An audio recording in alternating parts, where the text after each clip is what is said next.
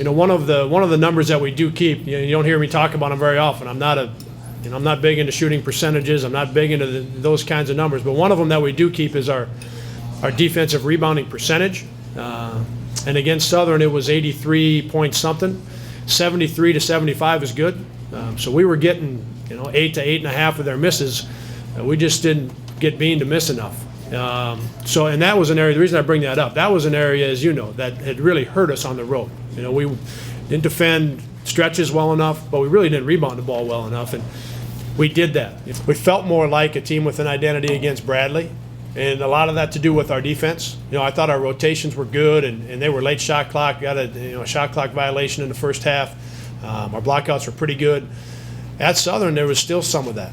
There was some good defensive possessions, and there was some really good blockouts and more physical and making some plays that get you farther down that road to being able to, when you have that feeling when you walk into a game, home or away, when you know exactly what's going to happen on most possessions, it just felt like we're closer the last 2 games. And the defense and rebounding is such a big part of that.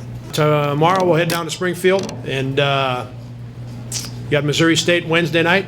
He's playing some young guys, got some returners that are doing well, but playing some young guys. And then Saturday back here with Drake. So we'll look forward to, after Wednesday, getting back home again. And the freshman that they're playing, Church is starting for him at either the 4 or the 5, and is a good-looking freshman. They've got a new junior college guard. They've got another freshman guard that started the other night. So some new guys that are playing well for them. They've changed their defenses a lot. They've played a little bit of man-to-man, but they've played a lot of zone, and they've played some different zones.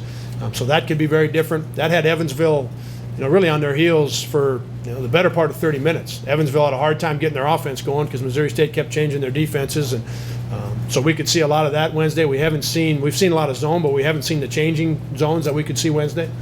But as he's always done, he's battled some injuries in his time there and some other things.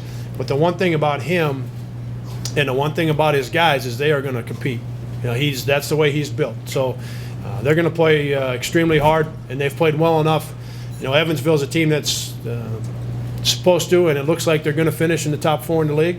And that game was tied. Missouri State had the lead more than they didn't in the first 30 minutes of that game. So they're going to play very hard.